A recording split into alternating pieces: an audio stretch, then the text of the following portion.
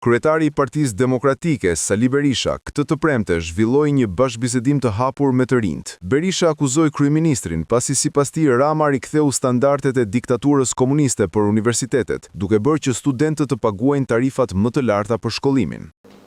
Të rinjt sot duhet marrin rrugë të dheut dhe në shpinë, në një qese duhet marrin ëndrrën e tyre.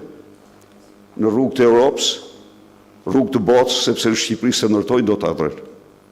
Jo, se ndërtojnë. Se ndërtojnë do të sepse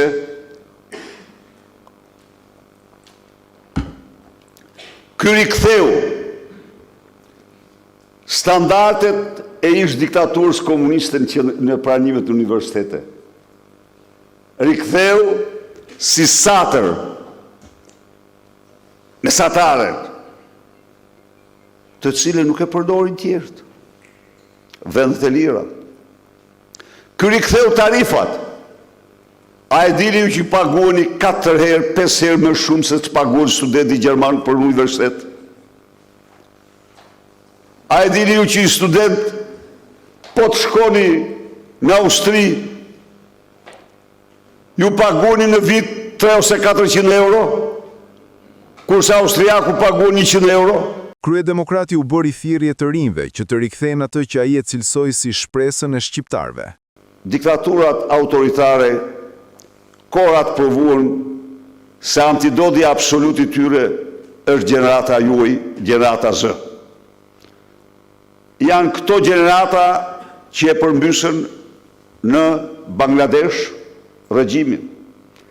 Është gjenerata Z që e përmbysi në Nepal regjimin, e përmbysin Sri Lanka. Është kjo gjenerat që po i dridh themelet autokratit të Beogradit Aleksandar Vučić si vllau Edi Rams. Lufta kundër diktaturave nuk është një ndeshje futbolli. Jo, është një betejë e vështirë, e komplikuar. Unë ju bëj thirrje ju të ngrihi në lartësinë e këtij misioni. Sot ju keni shansin e madh të riktheni dhe një herë shpresën, besimin, lirin, të drejtat, të ardhmen tuaj dhe shqiptarve. Mëtej Berisha u shpreh se ka besim se të rinjt do të jenë prezent në protestën kombëtare për të përmbysur qeverinë.